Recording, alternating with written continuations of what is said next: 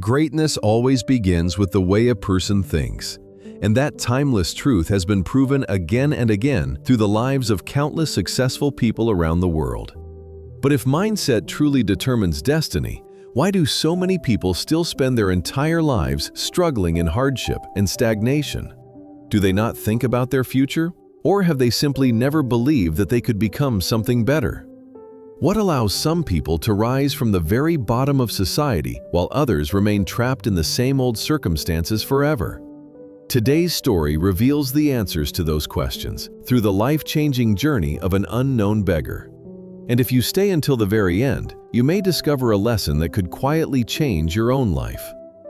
The beggar lived at a large train station where thousands of people passed through every single day. Every morning, when the sunlight was still weak and pale, he sat in his familiar corner near the entrance, holding his worn-out hat and watching the endless stream of hurried footsteps. His days were always the same. He stretched out his hand, lowered his head, and waited for pity to fall from strangers.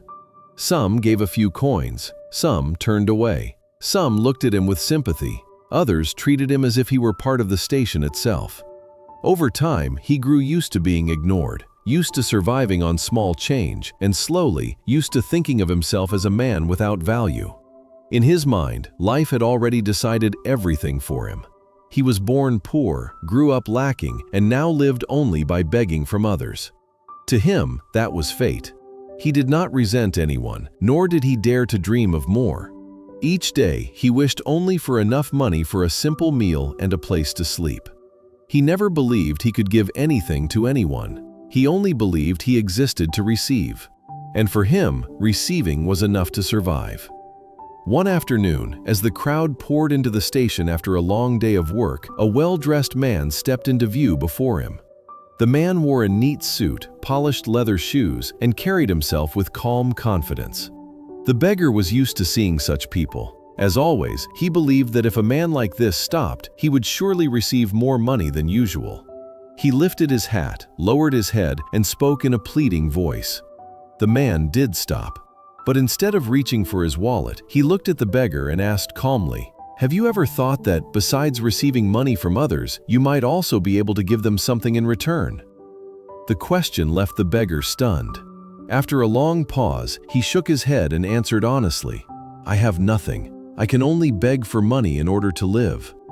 The man looked at him again, his eyes holding neither contempt nor pity. "In this world," he said slowly, "everything works through exchange. To receive, you must first know how to give. If you have nothing to offer, all you can do is wait for pity, and pity never lasts." With that, he placed one coin into the beggar's hat and walked away. The beggar stood motionless for a long time. For the first time in years, he did not think about how much money he had collected that day. Instead, one question echoed in his mind: "What can I give to others?" For the next 2 days, he did not return to his usual spot. He sat quietly in a corner of the station, watching tired faces, hurried steps, and silent struggles. And the question followed him everywhere: "Do I have any value at all?" For the first time in his life, he realized he had never truly asked himself that before.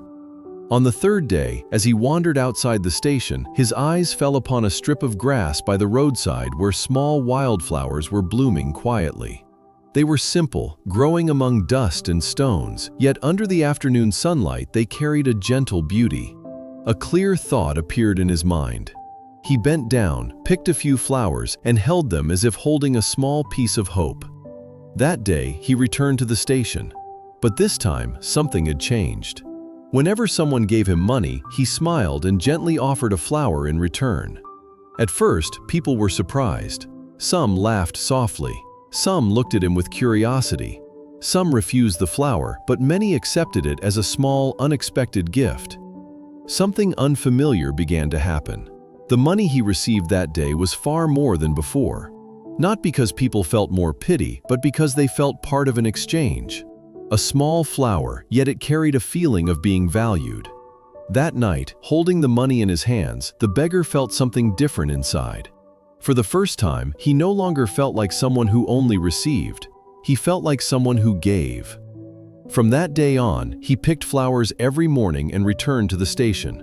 He soon noticed a simple pattern. When he still had flowers, people gave more. When he ran out, the money decreased. And he understood that what he offered was not the flowers themselves, but the feeling he created. The flowers were only the form. The real value lay in the emotion. Weeks passed, then months. He no longer sat motionless in one place. He began waking earlier to find new fields of flowers. He kept himself cleaner.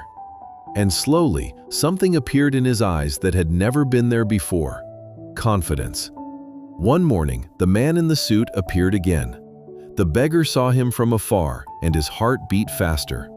But this time, he did not extend his hat in desperation. When the man approached, he smiled and said, "Sir, today I have flowers. Would you like to exchange for one?" The man stopped in surprise, then laughed. He accepted the flower and said, "Today, you are no longer a beggar. You are a businessman." Those words ignited a flame deep inside him. For the first time in his life, he was no longer defined by pity. That evening, as he watched the flow of people outside the station, he felt for the first time that he truly belonged to life. Not long after, he left the station behind. With the money he saved, he began buying flowers from small growers instead of picking wild ones. At first, he sold a few small bouquets. Then he opened a tiny stall. Then a small shop. Each step was slow but steady. And above all, he no longer saw himself as a beggar. He saw himself as a man who created value. 6 months later, the businessman appeared again at the same station. As he walked through the familiar crowd, he noticed a well-dressed man with bright eyes and a confident smile. When they met, both paused. The man stepped forward, shook his hand, and said, "Because of your words that day, I have the life I am living now." The businessman fell silent for a moment and looked toward the small flower shop in the distance. He understood then that what he had given was not money, but a new way for the man to see himself. The story ends there, but its lesson does not. Many people live like invisible beggars, not because they lack money, but because they lack belief in their own worth. They wait for recognition and opportunity. Yet they forget that life begins to change the moment we choose to give value. If you believe you have nothing to give, your life will be spent waiting for pity. But the moment you begin to ask, "What value can I bring to others?" you step onto the path of change. Life does not change because circumstances change. Life changes when your thinking changes. Perhaps today you still feel small, but remember, the beggar once felt the same way. He did not change because he suddenly had more money. He changed because he learned to see himself as someone who could create value. And that single shift opened a new future. And if there is only one thing you should take with you after this story, let it be this: when you change the way you see yourself, the world will begin to see you differently as well. When your mindset changes, your life will change with it. If this story touched something inside your heart today, take a quiet moment to reflect on the value you are creating in your own life right now. If you believe in the power of mindset and the strength of small changes, please give this video a like, share it with someone who needs this message, and don't forget to subscribe, because the next story may arrive exactly when your life is ready to change.